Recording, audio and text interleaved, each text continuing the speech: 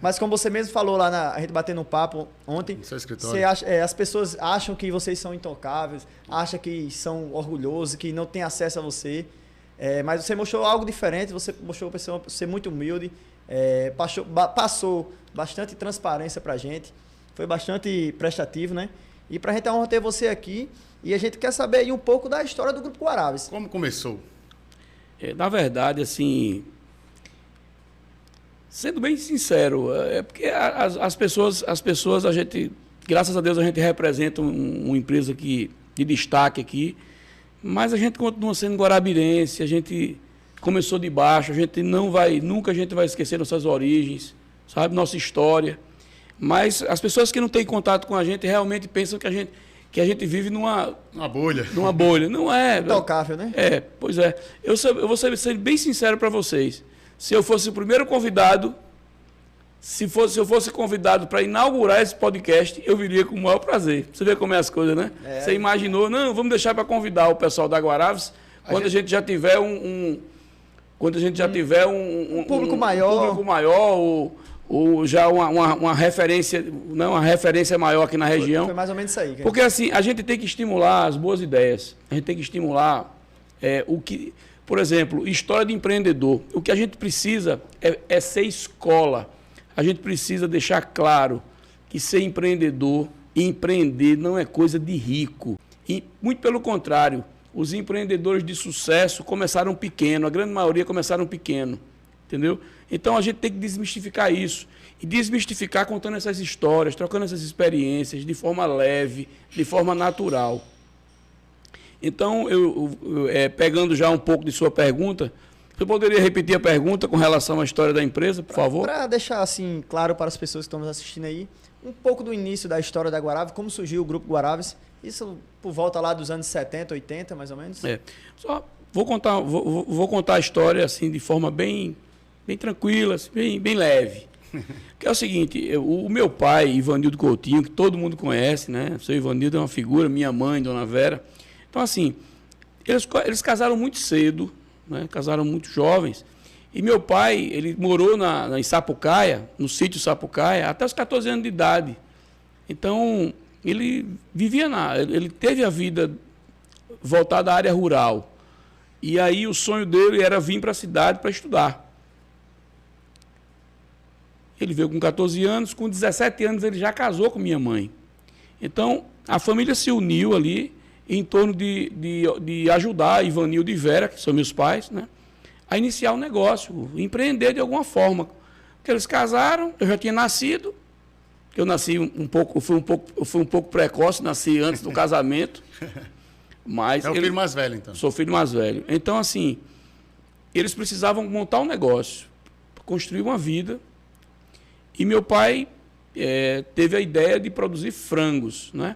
Certamente, alguns empresários aqui na época já produziam frango, que ajudaram muito ele, orientaram os seus primeiros passos, né?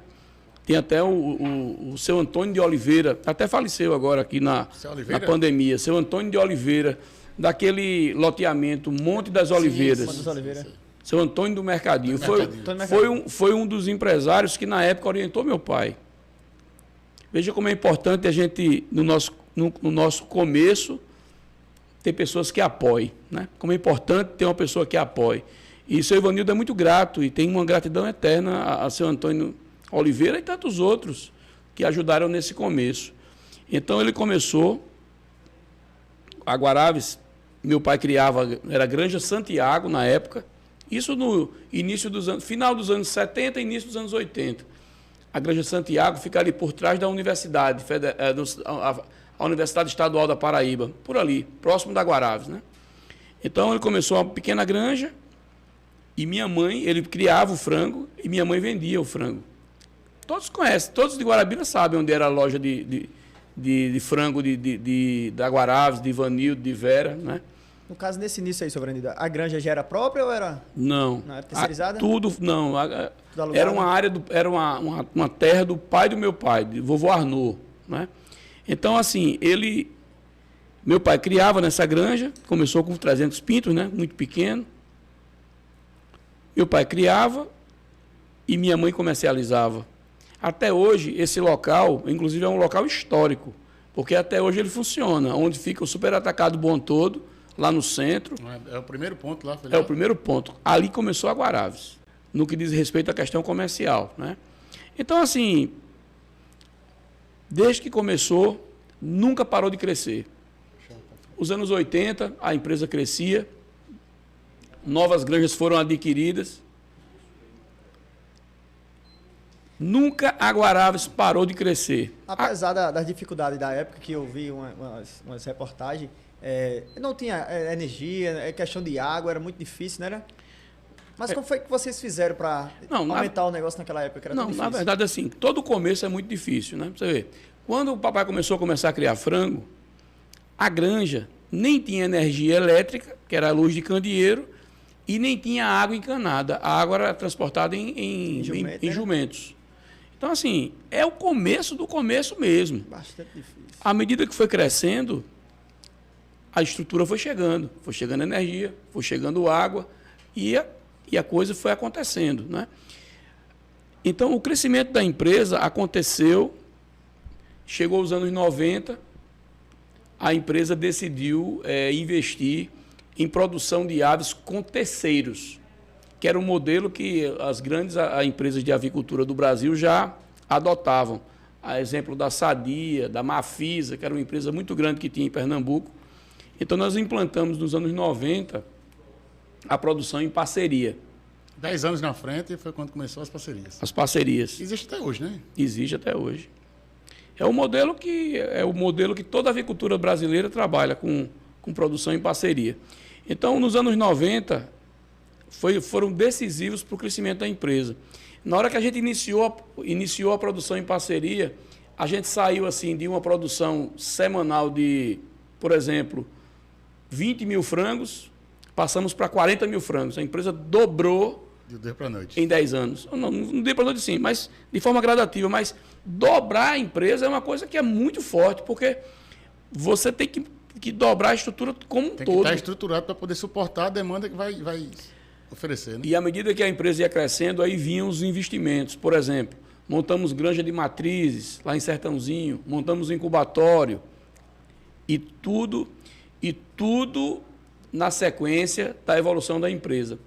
Você pode observar que ao longo dessa história que eu estou contando, o seu Ivanildo nunca tirou o foco. Ele sempre estava focado no negócio.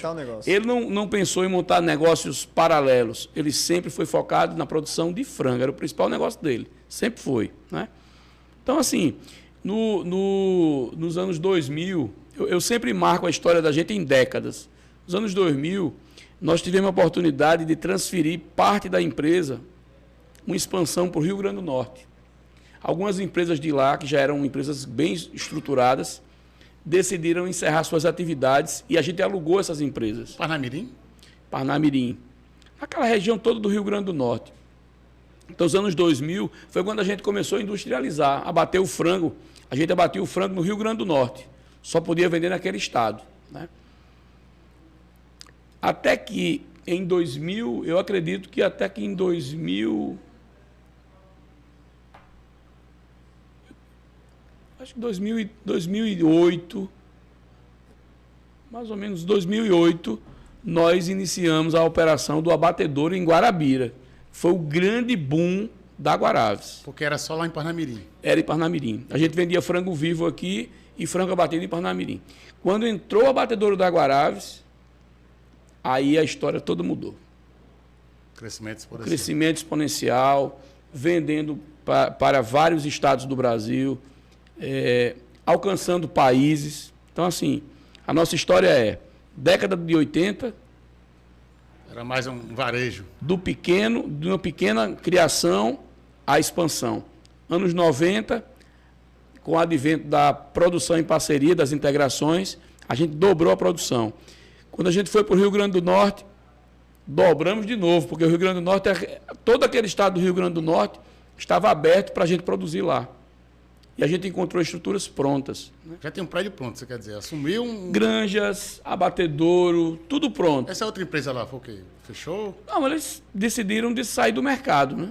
E aí a gente acreditou e arrendou essas empresas, né?